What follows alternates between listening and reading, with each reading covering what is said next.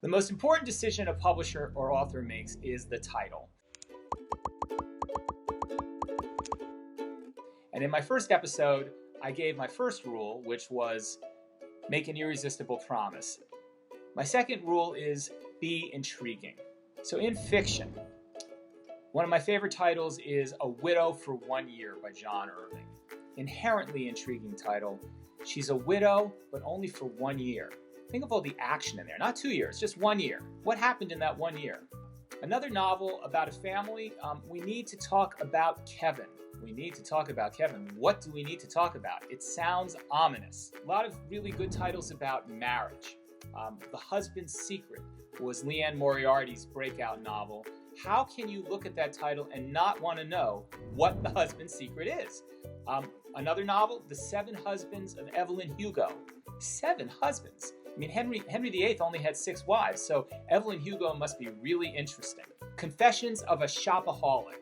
Now, any novel with confessions is going to be interesting, but that it's The Confession of a Shopaholic, that's something I haven't seen before, so I want to know more about that. Last year, Britt Bennett had a huge bestseller, an acclaimed book, Vanishing Half.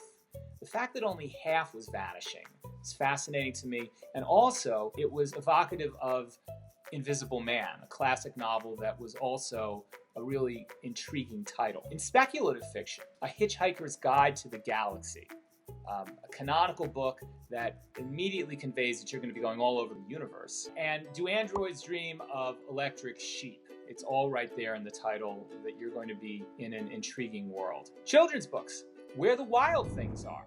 Got to find out where they are. Or The Hunger Games. What are Hunger Games? Got to know.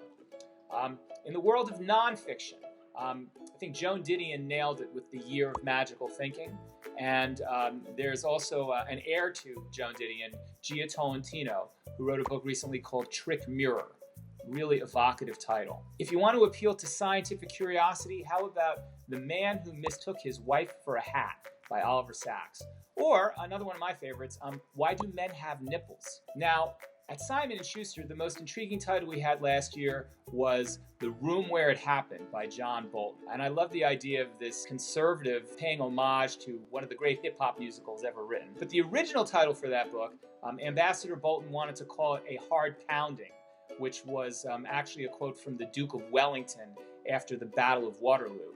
But we told Mr. Bolton that some people might think that a hard pounding had a sexual connotation. He told us that our minds were in the gutter. And we compromised on The Room Where It Happened, and I think it all worked out a lot better. So those are my favorite intriguing titles. I'd love to hear what yours are. Please write them in the comments section. And stay tuned for our next episode on titles. And that is The Word According to Karp.